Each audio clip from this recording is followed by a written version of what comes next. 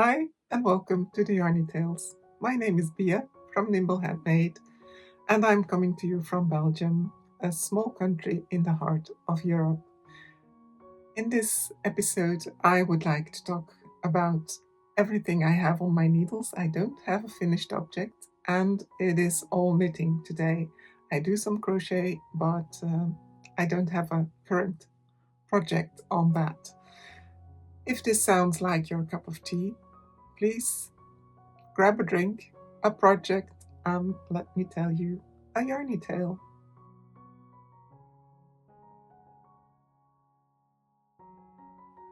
So once upon a time, no, I'm not going to start that like that. um, it feels like once upon a time that we were in Paris, but it was only last week. But I will tell you all about it later on in this episode. First things first, and that is what I'm currently wearing and what I did knit on my way to Paris. I'm just going to take the project with me. It's in a small project bag that was kindly gifted to me by a dear knitting friend. And let's see what we have in it. So it's just a Sophie scarf, the same one as I'm wearing here. This one was made with yarn dyed in the Netherlands, hand dyed in the Netherlands. Okay, that was a hard word for the first time. More hard words are coming, I think. It's been a while since I recorded a podcast in English, so I'm sorry for the mistakes I make. But anyway, I was talking about the Sophie scarf by PetiteKnit, of course. I don't think that if you are watching knitting podcasts, you haven't heard of that. So this one is a really fun one to make, and it's the perfect car knitting as well. I realized when we started planning for Paris that that I didn't have a project like socks on to knit on the go. I have a very big project, which is a dress, a blue dress, but it's a huge pile of yarn. And going south from here, we would be probably driving through a lot of sunshine, and I would be buried under a mountain of wool yarn. That would be quite unbearable. So that's why I started another Sophie scarf, and this time I used a yarn that is self-striping. It's this one, which looks very pink to me, so I am hoping to see some more pink coming along as I go. It is, let me grab the wrap of the yarn. It's this one, Katja Concept, and it's symmetric socks and more. So the socks would look like this. And as you can see, I think the pink will be coming up. I think it will be a very nice scarf to wear during fall because it has these fall colors in it. And I am not currently working on it because it's the ideal car knitting. So I do like to knit while my husband drives. I'm a passenger princess. Um, and of course, it needs to be something just garter stitch or something quite simple to follow. I did want to take with me another scarf that I will show you in a minute. But that one turned out to be a little hard to do without looking at it. I try to look out the window, of course, in the car, and keep an eye on traffic as well. And also keeps me from falling asleep, which my husband hates. He likes me to knit during car rides because I don't fall asleep then. So this one will be finished during some other trips. We do make quite a lot of trips here in Belgium because our son is a golf player. He plays quite high in the ranking and is part of the Belgian team. So we drive all over the country to accommodate all the games he's in. And so we see a lot of golf clubs, but also a lot of our own country. At the beginning, we didn't really, well, yeah, you need to find your way around it. And for example, during summer, there are so many games that he needs to participate in that we can't go on holiday for like a week or 2 weeks. So we decided, my husband and I, that we would drive just the three of us uh, to all the golf clubs, and then we would take the day off. I mean, my husband and me, of course. Our son is playing the game, and we would visit wherever we are in Belgium. So we have seen a lot of our country, our own country, in the last years. Um, so that project will be finished, no doubt, but rather later than sooner, because well, it is already starting out with interclub games, but that's when my husband drives him and participates as a caddy. So I'm not coming with them for that. I'm just going with them in other games. So in other kinds of games. Um, anyway, I will try to take you on our next trips and show you a bit of Belgium if you are interested. Um, we live in Mechelen, so it's the three of us and our cat. And Mechelen is about 25 kilometers away from Brussels. So we are like a half an hour's drive from Brussels, and a 3 hours drive from Amsterdam, about 4 hours to Paris, and about 4 hours, I think, with the Eurostar in total to London. So we are right in the middle of it, which is nice because we also like to visit the cities surrounding us. Um, that was a lot and not about knitting. Let's start with the other scarf I wanted to make in the car, but turned out a bit too complicated. It's not complicated at all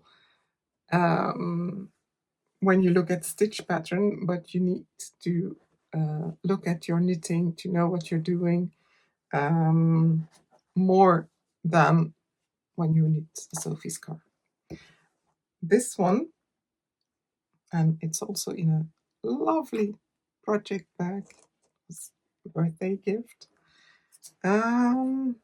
This one I'm knitting with Drops North, and the same as I do with the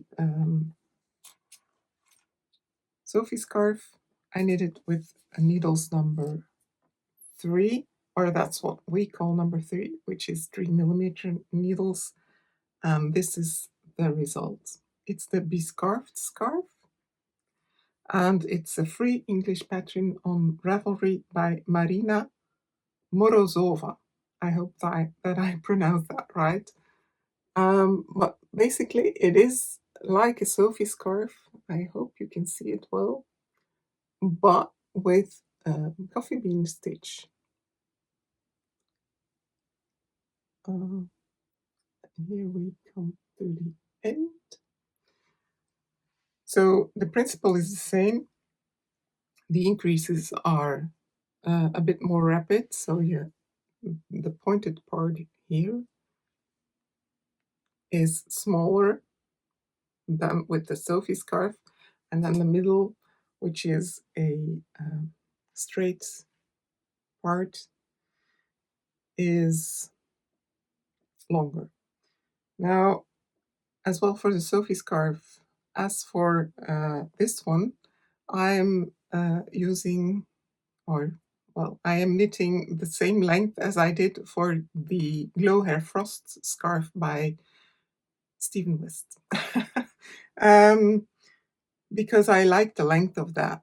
I am quite tall, and I'm not small or petite or anything at all.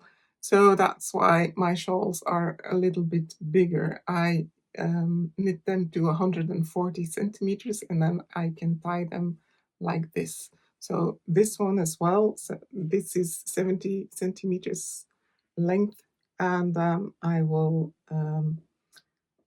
yeah, look where I need to start the decreasing. I really do like this pattern. It's well written. There is a chart in there. She gives you tips. It's very well. It's a very nice pattern to be a free pattern, and I really like the look of it. Now in the pattern, she it looks like dragon scales. I think, don't you think? In the patterns, she provides well, she knit with yarn that is a DK weight, and I used a thinner yarn, which is the sock yarn. In fact, it's fingering weight, but I do like the look of it. It's not. I wanted a shawl that I can, or a small scarf that I can wear in summer as well, and this one will be perfect. And I also like the drape of it. I knit a Sophie scarf in DK weight, and that one is a little. I'm getting attacked by my needles. That one is a little thick and sturdy on the neck, so it's good for like spring and autumn and winter, but it will be too warm in summer. And this one will be perfect.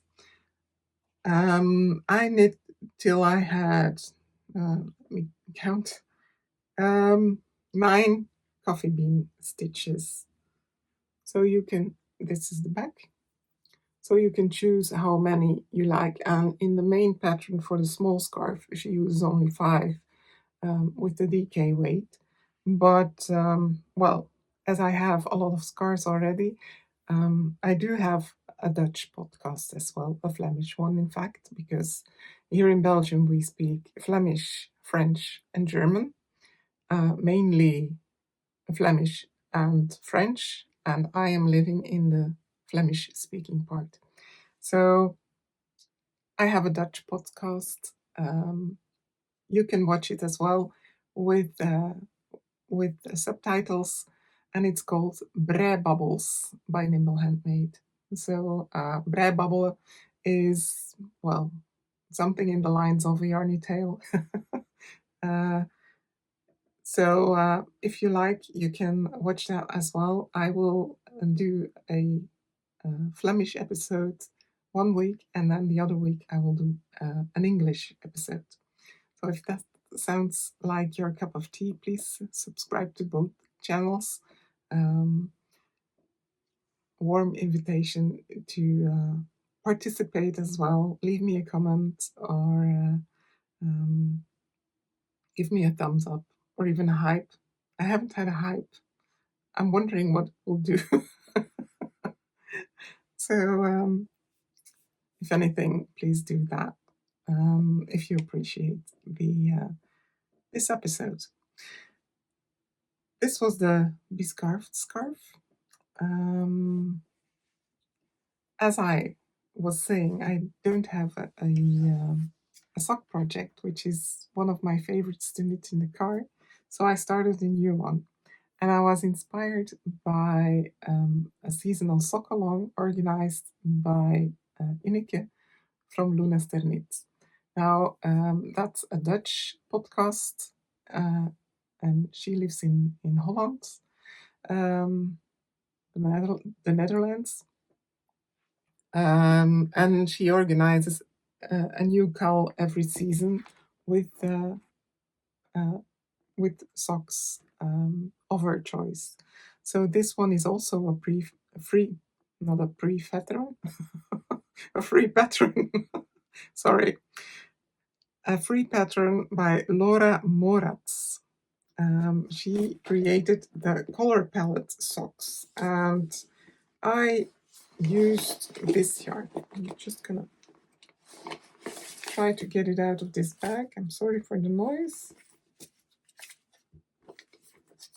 But I did have some leftovers. These are the colors. Because I knit the Stephen West Vertices Unite shawl, the big one. That was a KAL as well by a Dutch podcaster called Yvonne from Knitting Inden. So I participated in the KAL, and this is how it turned out. I'm quite happy with the result. It was an awful lot of stitches. It's all garter stitch, but it's a Stephen West pattern, so you do things all the time. Creating extra stitches, decreasing, increasing.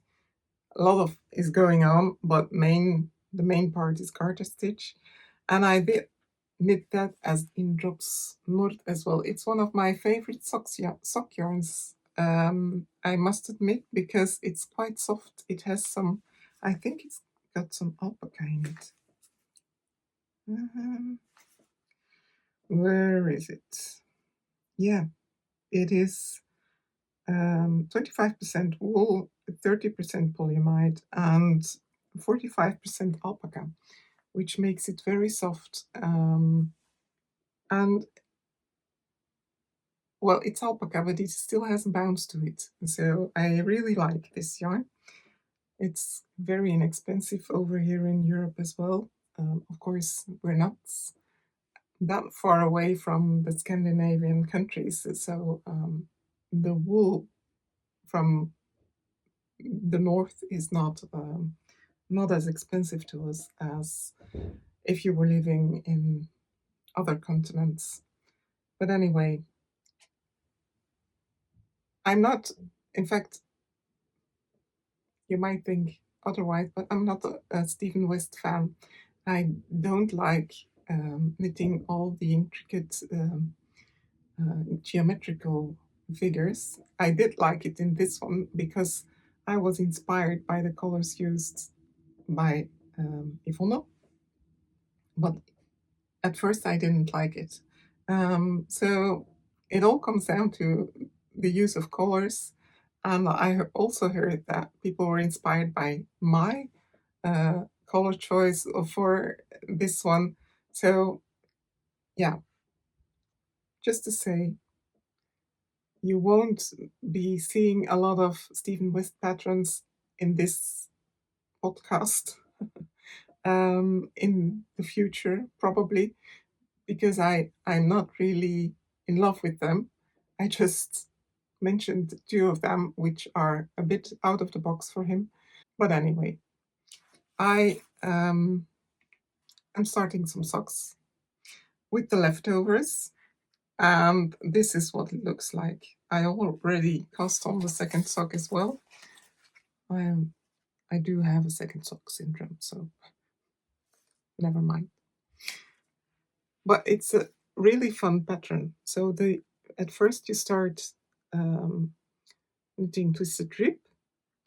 I always cast on a double needle. That does the trick for me with a long tail cast on. And then I started knitting with the 2.5mm needles, the 64 stitches. There's only one size in the pattern, but I think you can adapt that quite easily. If you increase by 2 stitches or more. I did choose to make the 64 stitches. I'm trying to be a little bit looser when knitting socks. I noticed that I am quite a tight knitter when it comes to magic loop. So I'm being a bit mindful of not knitting it too tight and hoping that the socks will fit. And then you need this stripe in the twisted rib, which breaks it up in between the larger blocks of color. I really do like this pattern. It's very well written, also for a free pattern, and it has a small chart where you see how you knit all stitches and repeat them afterward. Of course, you can adapt it to making the sock longer or shorter or any way you like. I will be knitting the strong heel, which is included in the pattern because it repeats the twisted rib. Um, but I will use another kind of toe, I think, because it's a round toe and I'm not used to that, and I do have pointy feet. So just to be mindful of my own feet, and which do like to poke holes in socks. So I'm just gonna knit a toe the way I always do. Um, I think that was it for the socks. I'm just here. The next row will be this one, I think. Can I show that? And you only have 3 colors in the leg, and then this one will split it up, and then I will go back with the same colors I have here, but I'm not sure in which direction I will go. Will I start with this one or will I use this one at the end? I'm not sure yet. I think she uses 6 colors. She uses 6 colors and I only have 5, but that's quite okay, I think. Two of her colors are quite similar, so I think 5 will do. It's a scrappy sock, isn't it? So, and this one is the main one. It's called Marzipan, I think, which I do like. Really fun project, and well, with the stripes, of course, the stripes keep you knitting. So I promised myself I wouldn't knit on it except for when we are driving, but I'm not sure yet. And then my pièce de résistance, I like to call it. That's my Goa sweater. Somewhere in winter, at the end of winter, I received some yarn from Eddna, which is an online yarn store here in the Low Countries, so Belgium and the Netherlands, which sells Nordic yarns. And this one is by Istix. It's Lopi yarn, Fiala Lopi, which is the smaller version of the Let Lopi. I already knit a sweater with Let Lopi, and I really do like this yarn as well. It's Icelandic yarn. That means that it has a halo. I don't know if you can see it. There are some hairs poking out of it, but the hairs of an Icelandic sheep are not as soft as the hairs of a mohair goat. So it's not a really soft project, but it will get softer when it is worn and when it is washed. So I am now just knitting it. I didn't finish, but I'm close. I just need to make the collar. There are no short rows included, so I was wondering if I would do some short rows first, but I think I won't because the collar is quite close to the neck, and I'm not sure how I will insert them and if it's even necessary, because I saw a lot of finished objects. Um, Eddna gave a lot of us influencers or yarn influencers um, the free yarn for this Goa sweater. So many Goa sweaters are made, have been made or are being made, um, and in lots and lots of different colors. It really is a joy to see. There is a Facebook group, but there is also you can see it on Instagram as well. Really beautiful versions have been made. So what you do is you knit this part first, so the body goes first up to here. Then you make the sleeves. They already have some small color work chart. And then in the end, you put it all together on one needle and you start knitting the yoke. Now, under the arms, I'm not sure yet what to do with that, but you leave some stitches open. I think I'm going to graft them. I did capture them with some stitch markers because when I started knitting the yoke, it was really pulling hard on the edges here. So I hope I can get stitches fixed a bit when I sew it together. Um, and then see how it works out under the arms, that I don't have holes here. I'm a bit afraid of that because normally when I knit a piece top down, which you could do, but you needed to recount everything then. There is a small group of the, a WhatsApp group of the people who knit this sweater, um, and some of the ladies have, well, recalculated it to knit it top down, and the results were stunning as well. This one is bottom up. Um, they told me it's because the Icelandic way of knitting is always bottom up, because you can take the smaller pieces with you when you go to work, which has a point, of course. Nowadays, knitting isn't an economic need anymore, I think, in Iceland. But it used to be. They used to sell these sweaters, and then the people could just knit the easy parts on their way, and then at home the yoke was knit.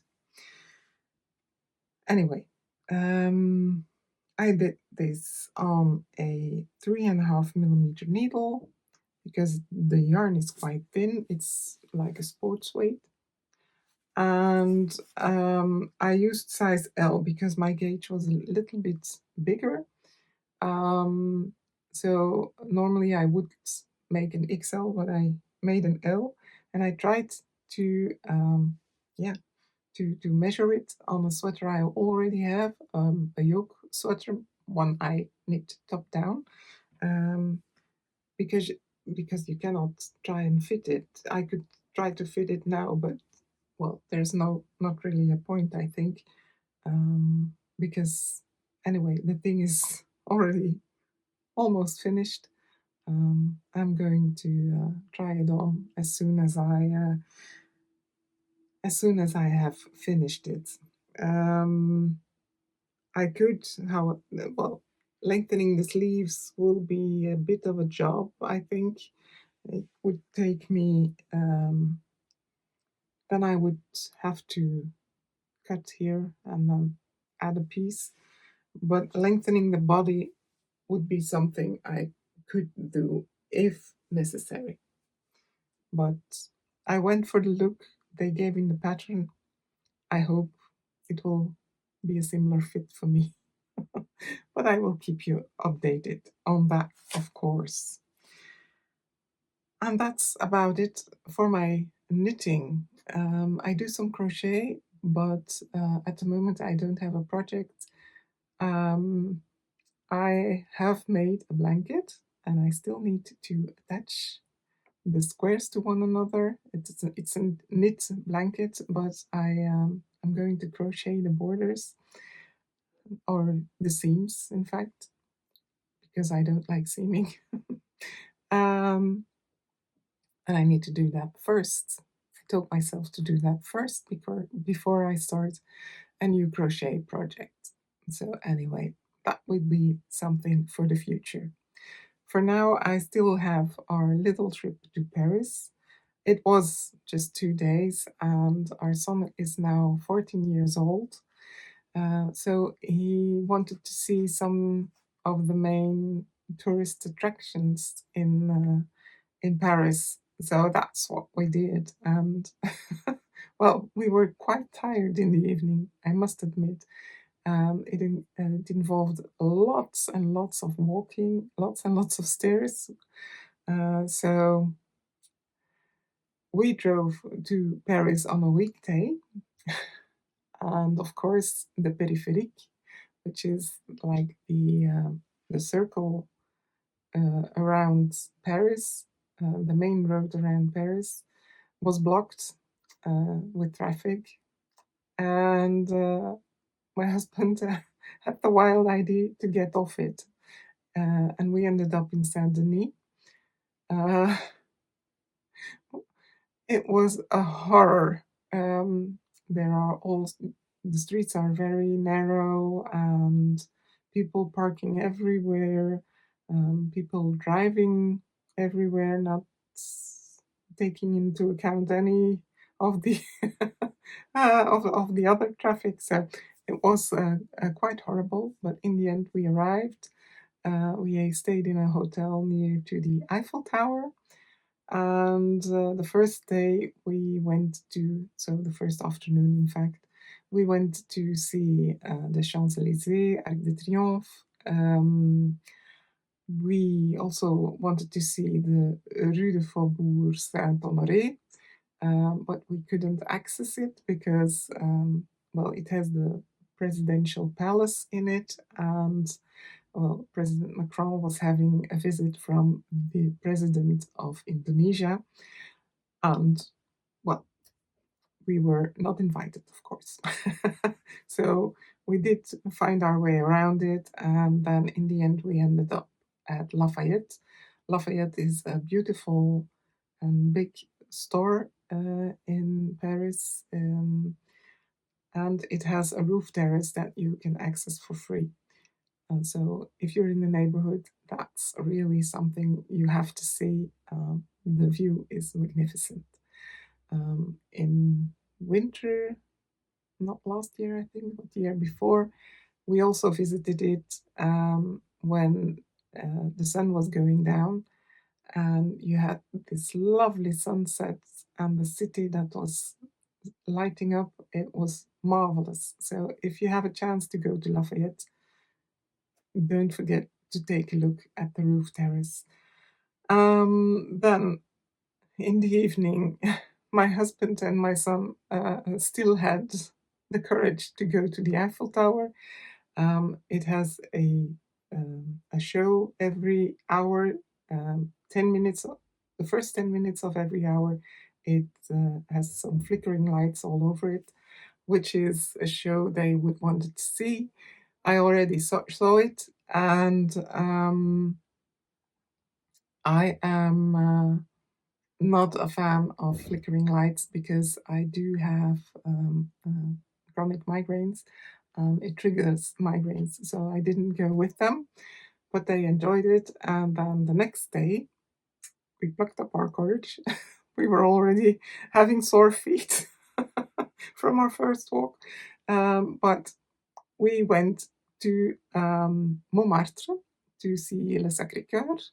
And then we also had a lovely view of Paris, of course, because it's quite high up.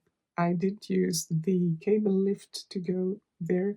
The boys went on the stairs, but anyway. After that, we saw the Notre Dame, which is magnificent now. I did a visit many years back, but now, well, a few years ago, it burned down, and it's completely renovated, and it's stunning. It really is. You have to book a visit, but it's free. You can do that online well beforehand, and then you don't have to wait in the long line going to the cathedral. Um, Afterward, we went to the Louvre, which you also have to book online, and that was quite impressive as well. But we needed to get back, so we didn't see all of the Louvre. It's immense, so we will go back someday. And then we drove back to Belgium during the night. And in the night, in France, there are no lights on the road. In Belgium, well, you can see us from space. I know we do have a lot of lighting during the night on the streets, on the roads, um, but we are not used to driving in pitch black surroundings. So that was quite a trip. We also got train, so when we got back, we were totally exhausted. But anyway, we enjoyed it very much. Our son enjoyed it. He's glad he saw the main attractions, and well, we are rested now, and we are on to our knitting again. So I hope you enjoyed this episode. I'm just gonna add some pictures of the footage I made in Paris, and I hope to see you in the next one, which will be in 2 weeks. Have a lovely week, weekend. Happy knitting.